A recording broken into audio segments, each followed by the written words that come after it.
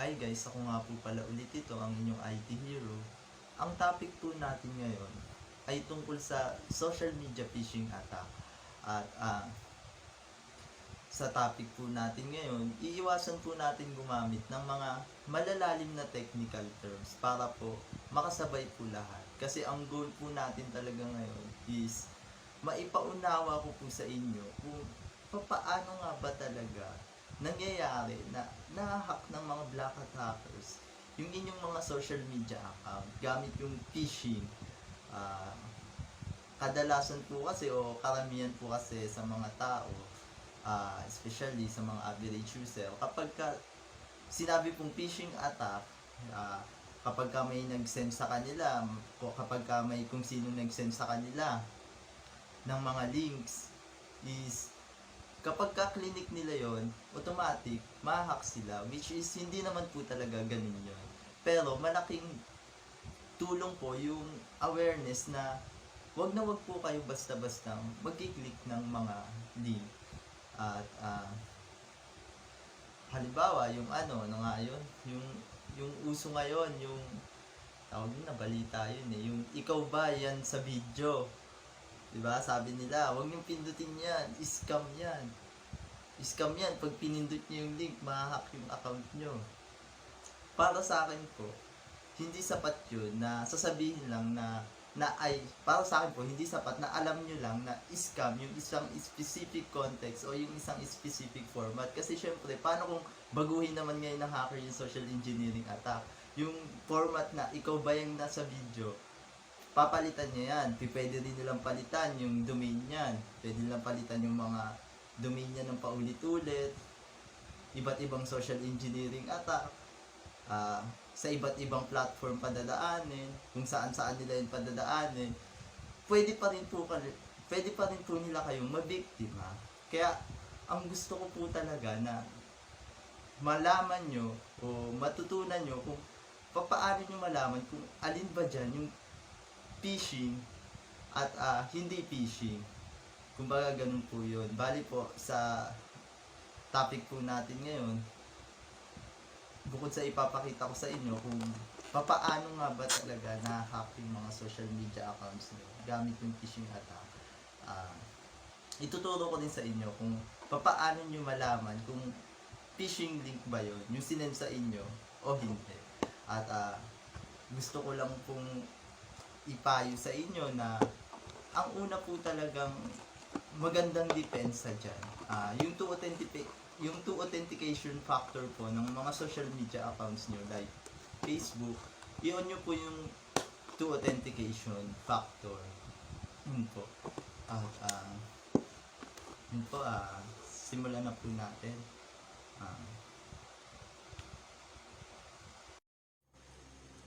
Ayun guys, no?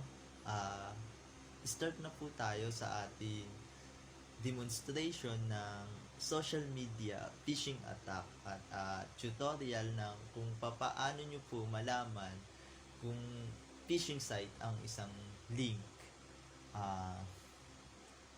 Ito po, bali ginawa ko po ito para sa inyo. Paki-screenshot nyo na lang po at i-explain kong lahat yan ng maigi sa inyo. At bago ko simulan yung live demonstration ng kung paano isinasagawa ni hackers na ma-hack ang inyong mga social media accounts. Bali po pala kapag sinabi pong phishing, kapag ito po yung yung gumagawa ng peking website si hackers para akalain nyo na ayun yung totoong website o ayun yung totoong kinakailangan yung paglagyan ng inyong mahalagang impormasyon. At wala pong iniba yan sa, for example, nagpatayo ako ng bahay na kamukha ng bahay mo. Pero, hindi iyon talaga yung bahay mo. So, syempre, ikaw naman, dahil nga kamukha ng bahay mo, akala mo, ayun talaga yung bahay mo. So, nagpasok ka doon ng iyong mga mahalagang gamit sa loob ng bahay.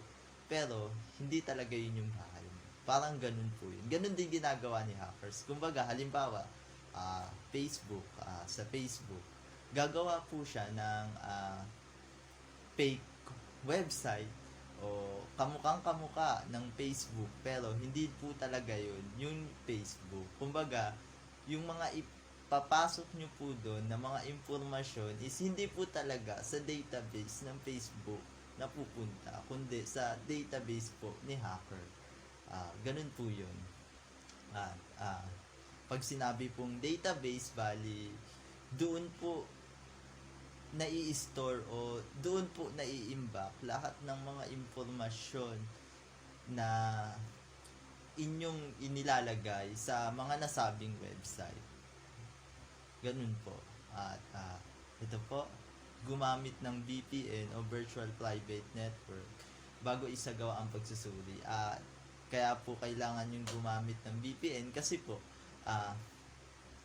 bukod po doon sa inyong mga inilalagay na impormasyon sa fake website, ay nakukuha din po ni hackers yung inyong IP address. Kaya para sa karagdagang seguridad ay gumamit po ng VPN. Suriing mabuti ang URL ng nasabing link. Ayun guys, kasi alam nyo guys, kadalasan kasi ang usually, diba, ito for example, ito, facebook.com, dapat ang domain ng facebook.com is, ayan, ganyan lang siya, facebok.com, dapat ganyan lang. Pero syempre, kung gagawa ng fake website si hackers, kumbaga po kasi, hindi kasi ano yan makakagawa siya ng kamukhang kamuka ng Facebook, pero hindi niya magagaya yung domain name ng Facebook ng eksaktong-eksakto, dahil kumbaga nakatitulo talaga yung domain na yan para lang sa Facebook. Ganun po. At wala pong iniba po yan na oo, makakapagpagawa ako ng bahay na kamukhang kamuka ng bahay mo para i-deceive ka na akala mo bahay mo yun, pero hindi. Pero yung lupa na pagtatayuan ng bahay, ay yung lupa kung saan nakatayo yung bahay mo, yun ang hindi ko magagaya. Yun ang hindi ko makokopya. Ganun din po ang sa domain. Kumbaga, ang katumbas naman ng domain, pag sa bahay, pag sa house and lot, ang katumbas ng domain, ito po yung lupa. Then ito po, yung interface, ito, yung nakikita nyo na yan. Ayan po, yung parang pinakabahay. Kumbaga, yan po si Facebook. At halimbawa, facebook.com, ito ang pinaka-domain, pinaka-totoong domain yan ng Facebook. Ngayon, kung gagawa si hackers na fake website, papalitan niya po yung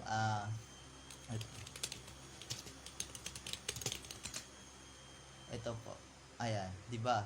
www.facebook.com. Pwedeng itong letter E gagawin niyang 3 para ma-overlook nyo o maguluhan kayo na akala nyo ito yung tamang URL pero hindi. O kaya itong O, yung isang O gagawin niyang 0, ganun, pwede rin po yun. At ito po, bali wait lang.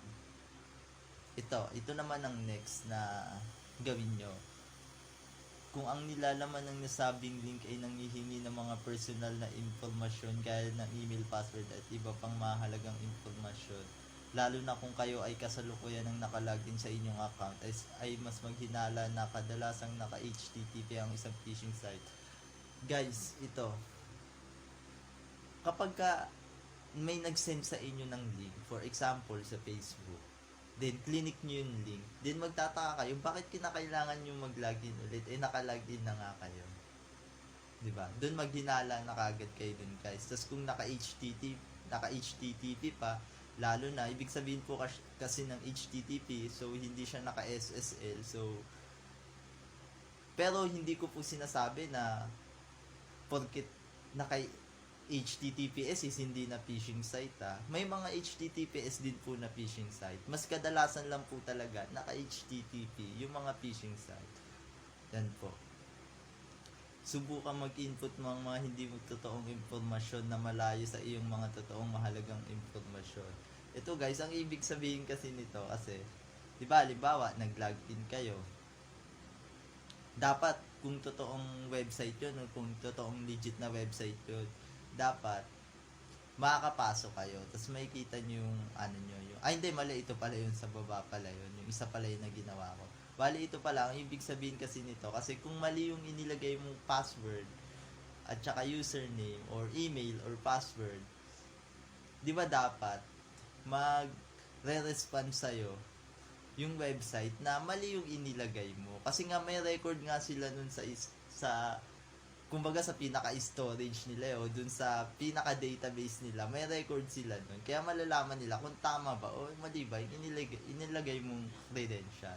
O, kapag mali naman yung inilagay mo, alam mong mali yun, pag ginawa nyo to guys, siguraduhin nyo na yung impormasyon na ilalagay nyo, yung malayong malayo dun sa totoo yung impormasyon na mahalaga. Kasi baka mamaya ang gawin nyo, maglagay nga kayo ng impormasyon na hindi nga totoo pero ang lapit naman dun sa may totoo yung impormasyon.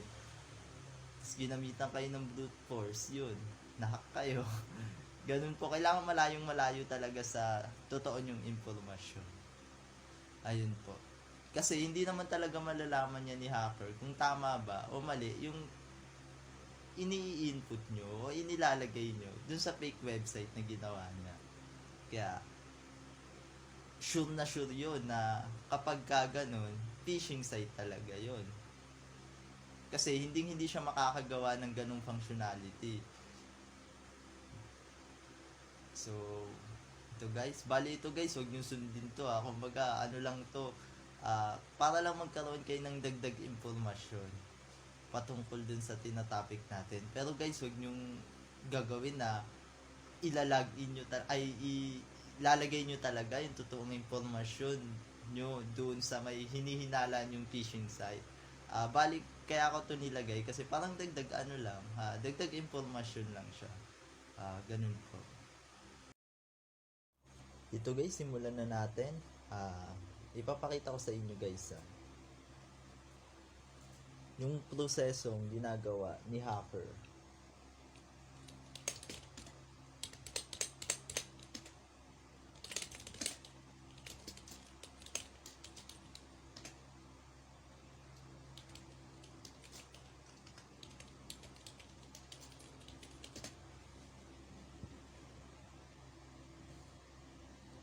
Ito.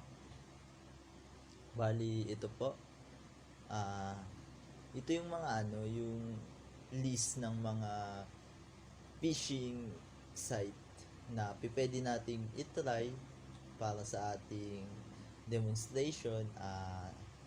Since ito yung pinaka viral yung sa Facebook, try natin. Option 1, standard page phishing. So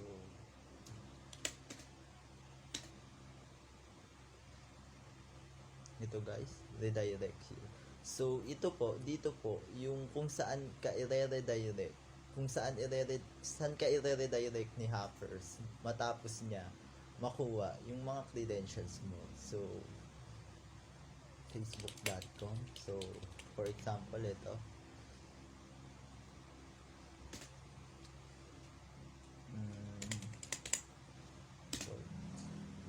So bali ngayon guys, para hindi na natin need gumamit ng VPN sa ating demonstration is local host lang tayo. Pero guys, kapag live phishing link po,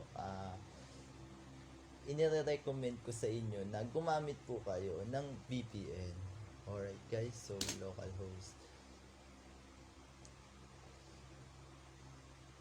Bali ito po, itong nakikita nyo, ito po yung imagine niyo na lang guys na URL yan kasi naka local host lang kasi tayo, pero kung yan live phishing link yan, bali gaya nga po ng sabi ko sa inyo kaganina, ang kadalasang ng phishing HTTP, pero may mga HTTPS din po na phishing link. So try natin to.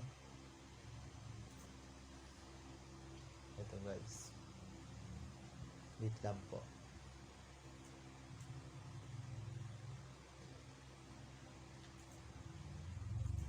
Ito guys.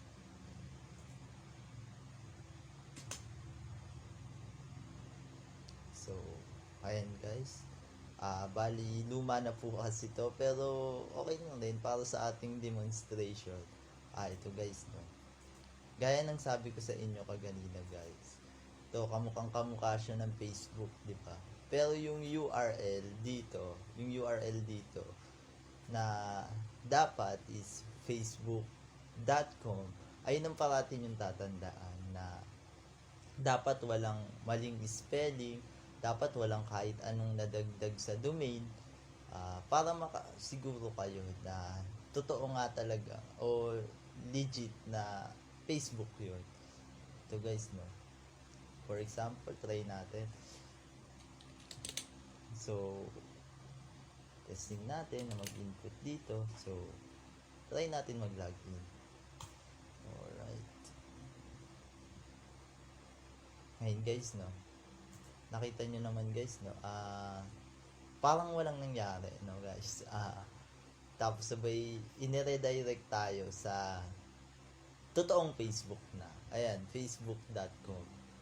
Tama yung domain. So, totoong Facebook na to. Pero, ito yung sinasabi ko sa inyo kaganina guys, na hindi kailanman na ang phishing link ma-redirect kayo sa totoong website nang nakalagin yung Facebook account nyo.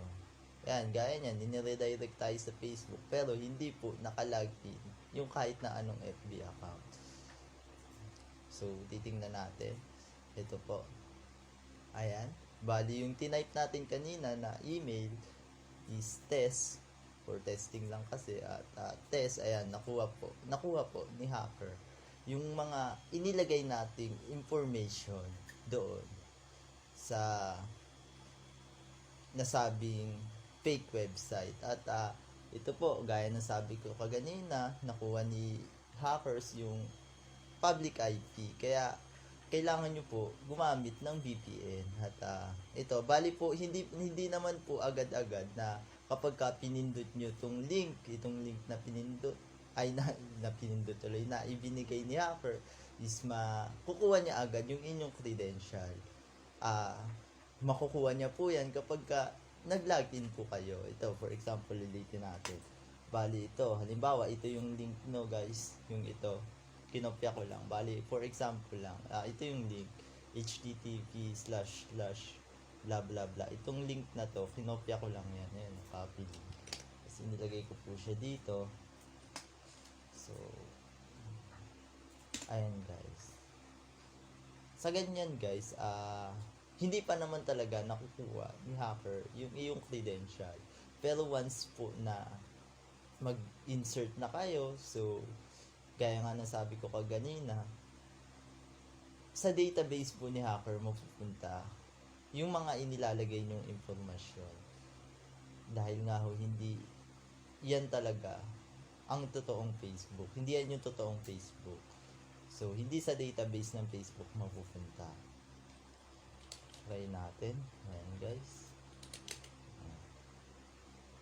So, yun guys. Iniredirect niya tayo sa totoong FB na. Magtataka kayo, di ba? At try naman natin sa iba pang ano. Wait lang guys. Try po natin sa ibang platform para dagdag ano lang din. Try natin sa Google guys. So, Google, standard phishing, alright. At redirect. Try natin na i-redirect nyo naman tayo sa Google. Google, gmail.com. Alright guys, wait lang guys. Ito guys. So, sa gmail.com, dyan naman natin siya dyan naman, try naman natin na dyan tayo kunyari ipaparedirect nitong si hacker. So, gmail.com localhost. So, guys, ito yung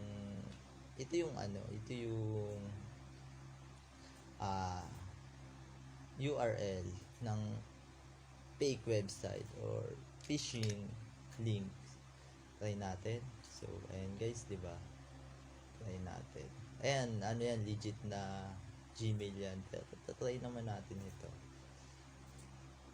So, imagine niyo na lang guys, sana HTTP or HTTPS // domain name nung website.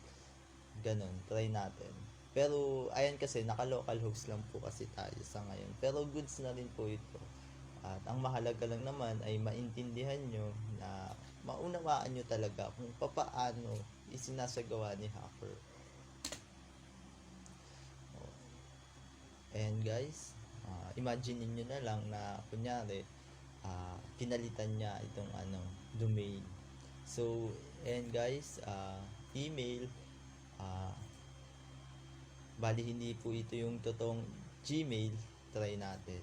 Ito po yung fake website, for example. Ayan, test.